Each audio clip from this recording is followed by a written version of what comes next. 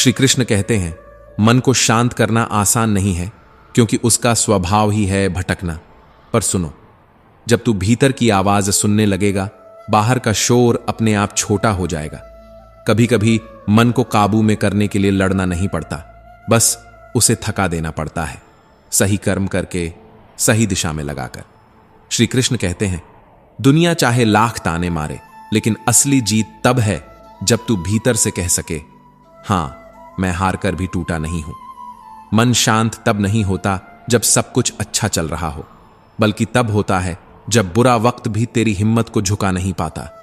याद रख, समुद्र कभी लहरों से शांत नहीं होता, वह गहराई से शांत होता है। वैसे ही तू ऊपर से परेशान दिख सकता है, पर भीतर अगर विश्वास है तो सबसे बड़ी आंधी भी तुझे हिला नहीं सकती। इससे पहले कि हम इस विषय को गहराई से समझें, आपसे अनुरोध है कि इस वीडियो को अंत तक देखें। यदि आपको हमारा यह प्रयास पसंद आए तो वीडियो को लाइक करें और नीचे कमेंट में जय श्री राधे कृष्ण अवश्य लिखें। साथ ही अगर आपने हमारे चैनल को अभी तक सब्सक्राइब नहीं किया है तो अभी सब्सक्राइब करें और बेल आइकॉन जरूर दबाएं, ताकि हमारी हर नई प्रेरणादायक वीडियो सबसे पहले आप तक पहुंचे। जैसे स्थिर चट्टान को बड़ी लहरें डिगा नहीं पाती, उसी प्रकार तुम्हें विचारों के वेग से ज्यादा स्थिर, ज्यादा शक्तिशाली बनना है। यह शक्ति कैसे जागृत होगी? पहला लेसन गुरु ने कहा, जो मान लोगे वो सत्य है। अभी तक तुम झूठी बातों पर विश्वास करते आ रहे हो कि मन है और मुझे परेशान करता है, इसलिए मन के सामने कमजोर भी महसूस करते हो। अब से हर दिन, हर पल बार बार स्वयं को याद दिलाओ, बार बार महसूस करो कि जहां मैं ध्यान देता हूं वहीं मन जाता है। मैं सांस पर ध्यान देता हूं तो मन शांत हो जाता है, यानी मैं मन का स्वामी हूं और मन मेरा सेवक है। मन से ताकतवर बनने के लिए, हमेशा प्रसन्न रहने के लिए दूसरा लेसन, शिकायतों से दूर रहो। गुरु ने कहा, यह संसार केवल तुम्हारे मन का प्रोजेक्शन है और यह मन की आदत है कि वो खुद की कमियों को, खुद की चिंताओं को संसार में देखता है। तुम चिंता और परेशानी पर ध्यान लगाओगे तो उतना ही वे तुम पर हावी होती जाएंगी, तुम्हें हर जगह और लोगों में भी दिखेंगी। इसलिए बड़े से बड़े आध्यात्मिक व्यक्ति भी संसार की परेशानियां देखकर कंफ्यूज रहते हैं। वो यह कभी स्वीकार नहीं पाते कि वो अपने मन की कमियां बाहर देख रहे हैं, और इसी कारण वो अपने ध्यान में कभी तरक्की नहीं कर पाते। इसलिए जब शिकायत हो तो उसे धन्यवाद करो और खुद को याद दिलाओ कि ये मन है जो शिकायत करता है, ये मन है जो दुखी रहता है, और मैं केवल मन को देखता हूं। इस सच को महसूस करो। इस सच को महसूस करने से मन और तुम्हारे बीच में दूरी प्रकट होगी और तुम्हें शांति महसूस होगी। तीसरा लेसन है ज्ञान और अज्ञान। गुरु ने कहा, तुम जानते हो कि जब मन शांत होता है तो सब कुछ अच्छा लगता है, अंदर से आनंद और खुशी महसूस होती है। ज्ञान का मतलब यह जानना है कि पूरे ब्रह्मांड में आनंद का केवल एक ही सोर्स है, और वो तुम खुद हो। बाहरी चीजों में कोई रस नहीं, तुम्हारा ही आनंद है जो बाहर रिफ्लेक्ट होता है। जिस पल तुम्हें यह स्वयं के अनुभव से साक्षात्कार होगा, उस पल मन भटकना छोड़ देगा और तुम्हें अपने आप ही वैराग्य प्राप्त होगा। इसके बाद तुम केवल बाहर ड्यूटी करोगे, लेकिन अंदर हमेशा शांत अवस्था में रहोगे। गुरु ने कहा, इस शांति को पाने के लिए मन से नॉन अटैचमेंट का अभ्यास करो। हमेशा याद रखो कि मेरा असली स्वरूप आनंद और शांति है।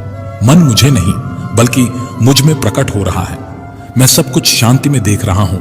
मैं कभी रिएक्ट नहीं करता, यानी जो मन से परेशान होता है, मन की शिकायत करता है, वो भी मन ही है। मैं हमेशा शांत हूं, केवल सब कुछ देख रहा हूं। इस तरह इस बात को याद करके हमेशा प्रेजेंट मूवमेंट में बने रहो। ये प्रेजेंट मूवमेंट असीम अनंत शांति है। यहां पर कोई रिएक्शन नहीं, केवल एक्शन होता है। इस तरह तुम मन में कभी उलझ नहीं पाओगे और सीधे लक्ष्य की तरफ बढ़ते जाओगे। सबसे पहले जो मान लोगे वही सत्य है। गलत आइडियाज जो हम पकड़े रहते हैं वही माया है।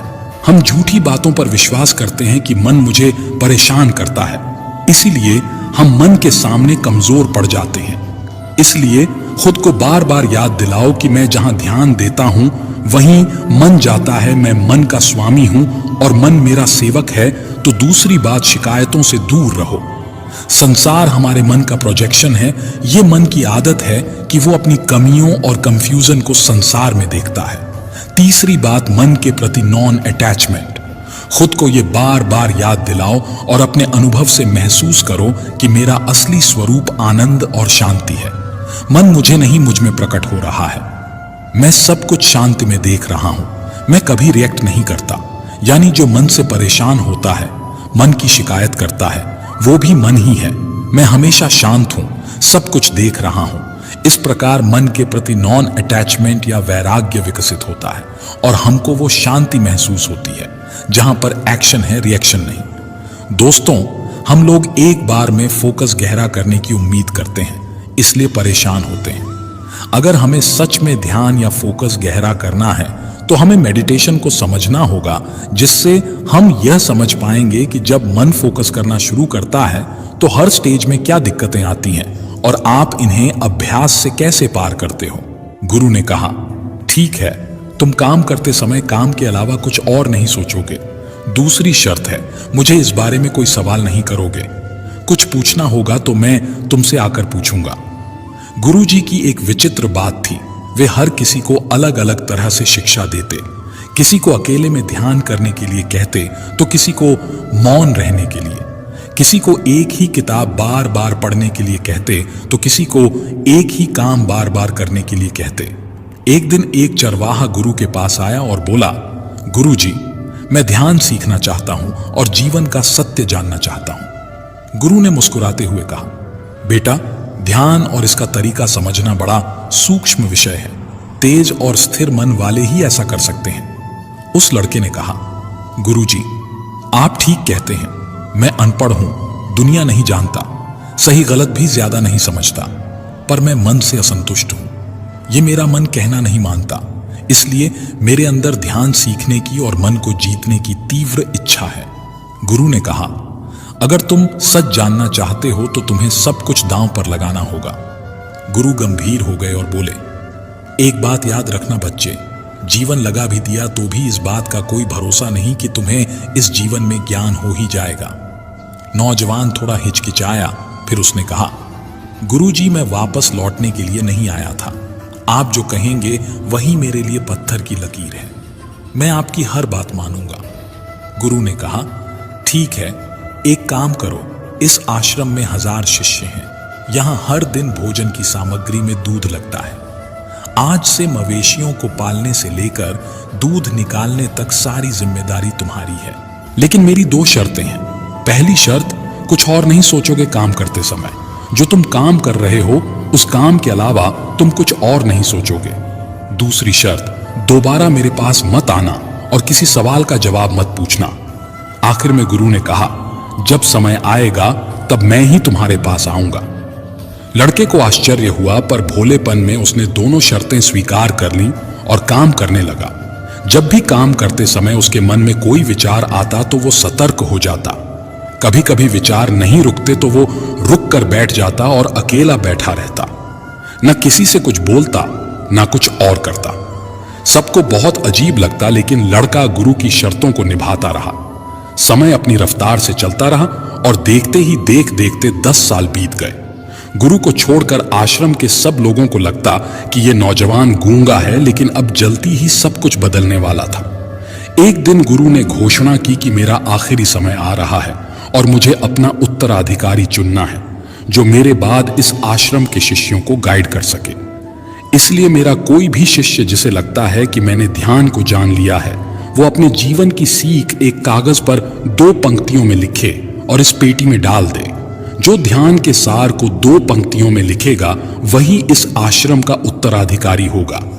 इस घोषणा के बाद शिष्य आपस में विचार विमर्श करने लगे कि गुरु की फाइनल टीचिंग क्या है।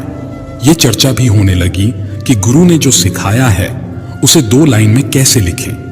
ऐसी कौन सी 2 लाइन्स लिखें जिसमें पूरे ध्यान और तत्व का सार हो और वो सबसे बेहतर भी हो। ये सारी चर्चाएं चलती रहीं। कई शिष्यों ने पर्चियां डाली।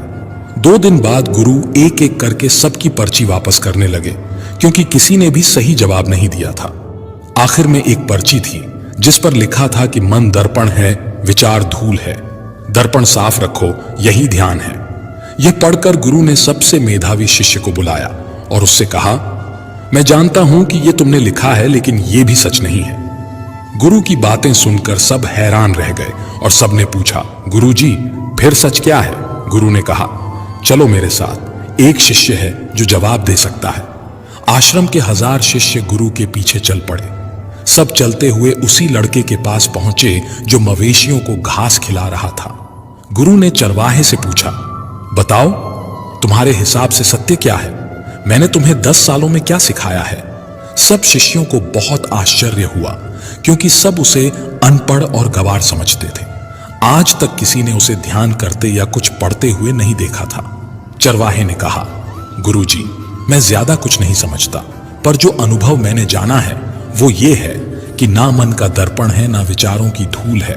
जो ये जान गया वो उस रोशनी को पा गया। गुरु ने पूछा, ये तुमने कैसे जाना? ना तो तुमने कोई विशेष अध्ययन किया, ना ही तुमने कोई विशेष प्रक्रिया की, और ना ही तुमने कोई विशेष अभ्यास किया। फिर तुमने इस ज्ञान को कैसे प्राप्त किया? चरवाहे ने कहा, गुरुजी, 10 साल पहले आपने मेरे सामने शर्त रखी थी कि जब काम करना तो उसको छोड़कर कुछ और मत सोचना। शुरू में मैंने प्रयास किया तो मुझसे काम नहीं होता था, क्योंकि ना चाहते हुए भी बहुत से विचार आते थे मन में। कई प्रकार के सवाल उठते थे। कई बार वेग इतना बढ़ जाता था, मैं विचारों को इग्नोर नहीं कर पाता तो मैं रुक कर बैठ जाता और विचारों के जाने का इंतजार करता, लेकिन इंतजार करने से मन शांत नहीं होता। तो फिर मैं विचारों के बारे में ही सोचने लगा कि विचार क्या है, कहां से आते हैं। मैंने इन्हें ही देखना शुरू कर दिया कि ये विचार क्यों आते हैं और आकर कहां चले जाते हैं। जैसे ही मैंने अपने विचारों को पूर्ण ईमानदारी से देखना शुरू किया, जैसे ही मैंने अपने विचारों में इंटरेस्ट लेना शुरू किया, वैसे ही धीरे धीरे मेरा मन शांत रहने लगा। जब भी मुझे विचार आते तो मैं सतर्क हो जाता, विचारों को देखता, विचार जल्दी ही खत्म हो जाते और मैं काम पर वापस लौट आता। फिर एक ऐसा समय आया जहां मेरे सारे विचार शून्य हो गए और मैं कई समय तक इसी विचार शून्य स्थिति में, इसी आनंद में बना रहा, और यहीं मुझे सारा ज्ञान प्राप्त हुआ। शिष्य की बातें सुनकर गुरु बहुत खुश हुए। तभी चरवाहे ने कहा, गुरुजी, लेकिन इससे भी ज्यादा महत्वपूर्ण आपकी दूसरी शर्त थी कि आपने मुझे सवाल पूछने से मना कर दिया। अगर यह शर्त ना होती तो मुश्किल आने पर मैं इस अभ्यास को छोड़ देता और कुछ और जानने की या करने की कोशिश करता और मन के जाल में फंसा रहता। मैंने कभी यह जाना ही नहीं कि अपने अभ्यास पर डाउट करना केवल एक विचार है, दूसरा सॉल्यूशन ढूंढना भी मन का ही विचार है।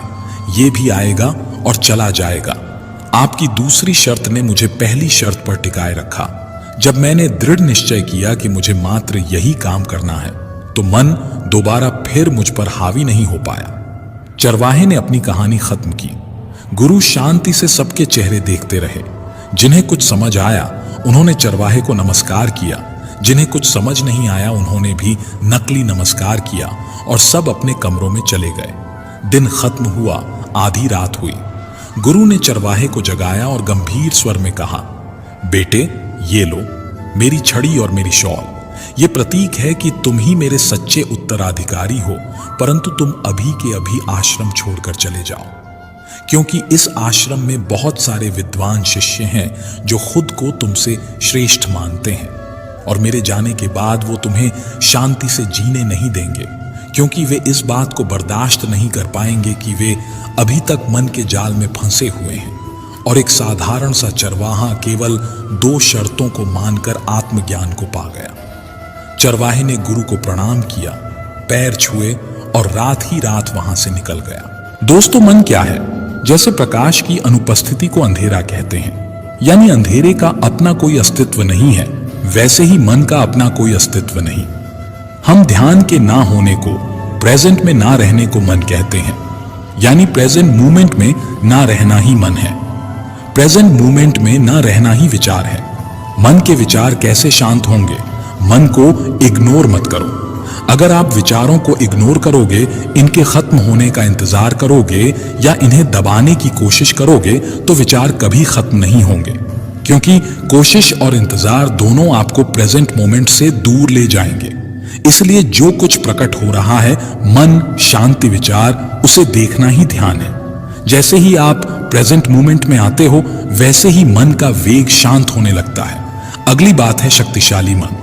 मन की ताकत एकाग्रता में है और केवल ताकतवर मन ही शांत हो सकता है और शांत मन ही प्रेजेंट मोमेंट में रह सकता है। इसलिए नई नई चीजें सीखने के बजाय एकाग्रता से अभ्यास करना सीखो। जिस इंसान के पास कंसंट्रेशन नहीं होता, उसका मन डाउट्स और चिंता से विचलित होता रहता है। डाउट्स क्या होते हैं? जितने डाउट्स हमें आते हैं, जितनी शिकायतें होती हैं, वो भी बस विचार ही हैं जो हमें प्रेजेंट मोमेंट से डिस्ट्रैक्ट करते हैं। इसलिए अभ्यास करने का दृढ़ निश्चय करो। हर हाल में अभ्यास पर टिके रहो। एकाग्रता विकसित करो। एकाग्र होकर उचित कर्म करना ही ध्यान है। जो ऐसे डर निश्चय से जीतता है, उसे मन के ऊपर जीत मिलकर ही रहती है। स्वामी विवेकानंद कहते हैं कि बिना कंसंट्रेशन के कुछ हासिल नहीं होता। दोस्तों, एक राजा को सजावट का विशिष्ट सामान रखने के लिए एक शानदार अलमारी की जरूरत थी। उसने कई बड़ई और हुनरमंद कारपेंटर से अलमारी बनवाई, लेकिन किसी का काम राजा को पसंद नहीं आया। मुसीबत यह थी कि राजा गुस्से के लिए बदनाम था। अगर अलमारी पसंद ना आती तो वो कलाकारों को सजा सुना देता। एक बार राजा ने आश्रम से एक कलाकार को बुलावा भेजा। वो अपनी अद्भुत कला के लिए दूर दूर तक प्रसिद्ध था।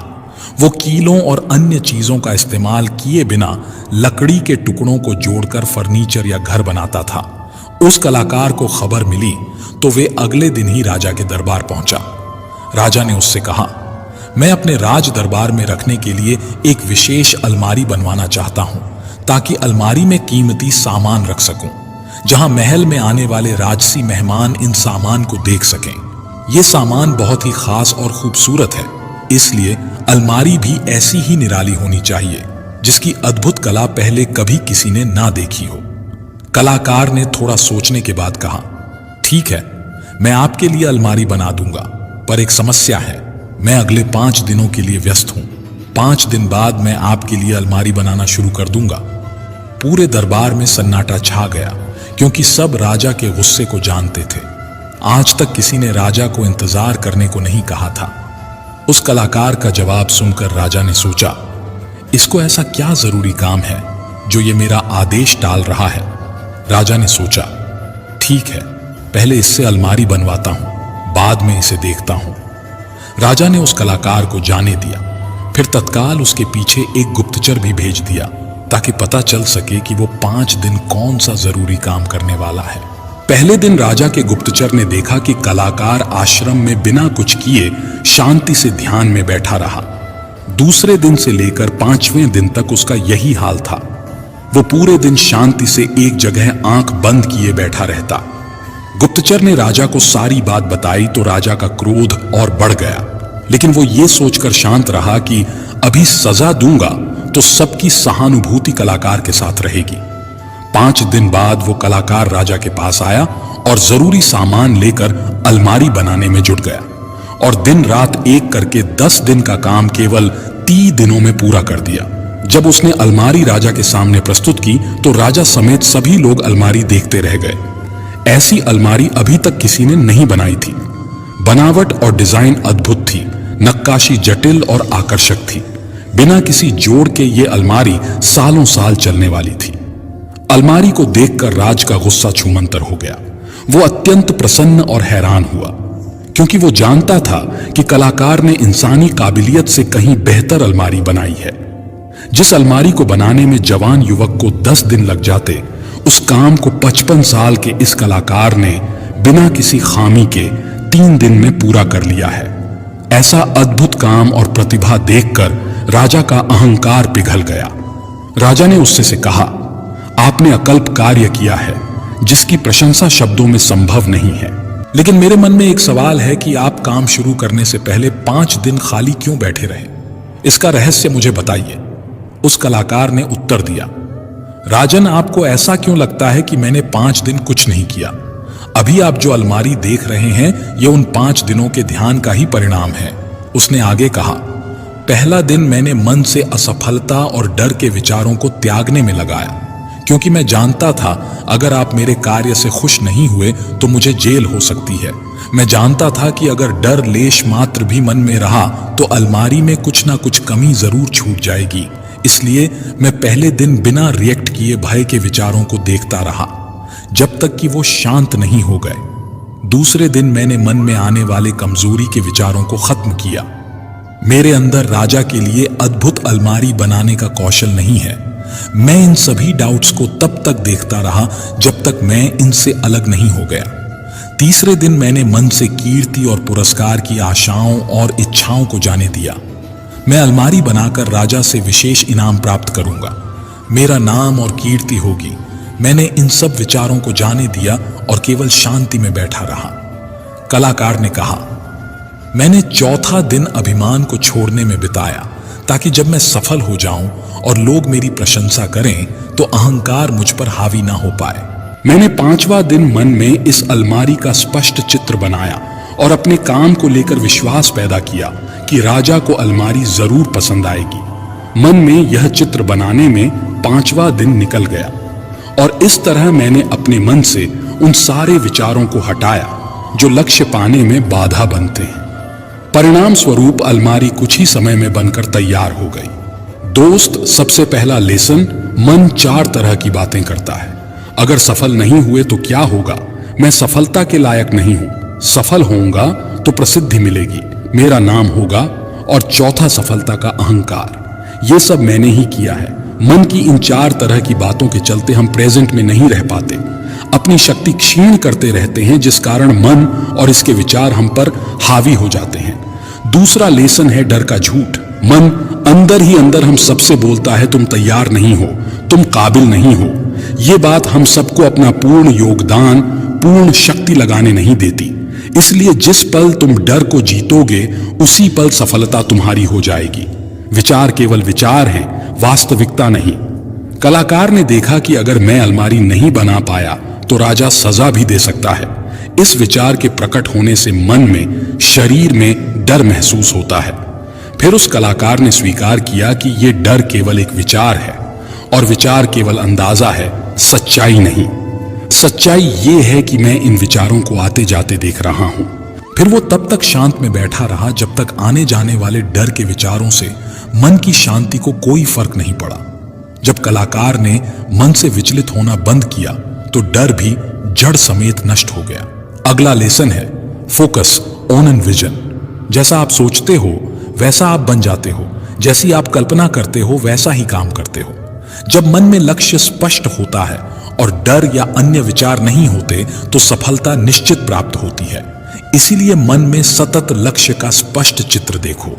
दोस्तों, सफल लोगों की खासियत होती है कि वो दर्द और उसकी नेगेटिविटी को खुद पर हावी नहीं होने देते। मन ही सब कुछ है, आप जो सोचते हैं वही बनते हैं। इसलिए आपका सबसे बड़ा दुश्मन भी आपको उतना नुकसान नहीं पहुंचा सकता जितना आपके अनियंत्रित विचार आपका अहित कर सकते हैं। विचार से लेकर भाग्य तक अपने अंदर ध्यान से देखें। हमारे अंदर चल रहे विचार ही शब्द बनते हैं और शब्द कर्म के रूप में प्रकट होते हैं। बार बार दोहराने पर कर्म बर्ताव में बदलता है और समय के साथ बर्ताव चरित्र में परिणत हो जाता है और चरित्र ही भाग्य में बदलता है। इसलिए विचारों के प्रति अलर्ट रहना अति आवश्यक है। दूसरी बात, कमजोरी हमेशा छोटे विचार से शुरू होती है। अगर इस बीज को यहीं नष्ट ना किया जाए तो छोटा सा विचार जल्दी बड़ा झाड़ बनकर बुद्धि को भी ढक लेता है। सही इरादा विकसित करें। कई बार हमारे मुंह से कुछ गलत बात निकल जाती है तो काफी देर तक दुख होता है। कभी गलती होती है तो मन काफी समय तक अफसोस से भरा रहता है। इस भारीपन और दुख से बचने के लिए सही इरादे यानी राइट इंटेंशन का होना जरूरी है। जब भी आप कुछ करने जा रहे हो तो खुद से पूछो, इस एक्शन के पीछे मेरा इरादा क्या है? क्या मैं दूसरों को दुख पहुंचाने या नीचा दिखाने जा रहा हूं? खुद से पूछो, क्या मैं खुद को बेहतर दिखाने का प्रयास कर रहा हूं? इरादे के प्रति सचेत रहने से और इन्हें पॉजिटिव इंटेंशन से जोड़ने से आप मन की नेगेटिविटी कम कर सकते हो और दुख से बच सकते हो।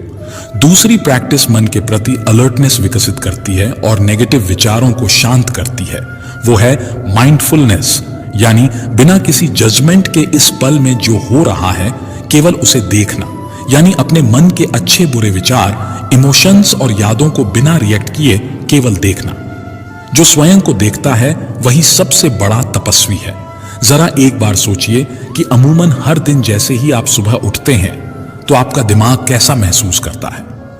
अधिकतर दिन ये तुरंत ही अपने विचारों में घूमने लगता है, जैसे कि आज आपको क्या क्या करना है, किससे किससे मुलाकात करनी है और कल क्या बचा रह गया था जिसे आज पूरा करना है। आपका दिमाग पूरे दिन भर का प्रोग्राम एक सुपर फास्ट कंप्यूटर की तरह बनाने लगता है। ज्यादातर लोगों के दिमाग में बिस्तर से उतरने से पहले ही ये सब एक तूफान की तरह चल चुका होता है, जहां कई बार आप अपनी पुरानी यादों में भी जाकर खुद को आंकने लगते हैं। मतलब आप अपने दिन की शुरुआत ही खुद को थका देने वाली एक्टिविटीज से करते हैं और एज ए रिजल्ट अक्सर आप अपने दिमाग को सुबह से ही पजल डोमेन में भेजना शुरू कर देते हैं। सुबह एनर्जी भरपूर रहती है, इसलिए उस वक्त इसका पता नहीं चलता। तो अगर आपकी दिनचर्या भी कुछ इसी प्रकार से शुरू होती है तो शायद आज आपको कोई सलूशन मिलेगा। एक बार सोचिए कि क्या होगा यदि आप इस मानसिक तूफान को शांत कर सकें और अपने अंदर गहरे में कहीं एक स्थान पर फिर से पहुंच सकें जो अत्यंत शांति और सुकूनदायक है। और इस शांत स्थान में केवल आपको धूप अंधेरा नहीं मिलने वाला, बल्कि इसे एक गहरे विशाल महासागर की तरह समझें, जहां शांति कोई ऐसी स्थिति नहीं है जिसे आप जबरदस्ती और सिर्फ महसूस करते हैं, बल्कि ये कुछ ऐसा है जिसे आप वास्तव में जीते हैं और अनुभव करते हैं। कंडीशन सिर्फ एक ही है कि लाइफ से आप पूरी जिंदगी वही पा सको जो वो देने आती है।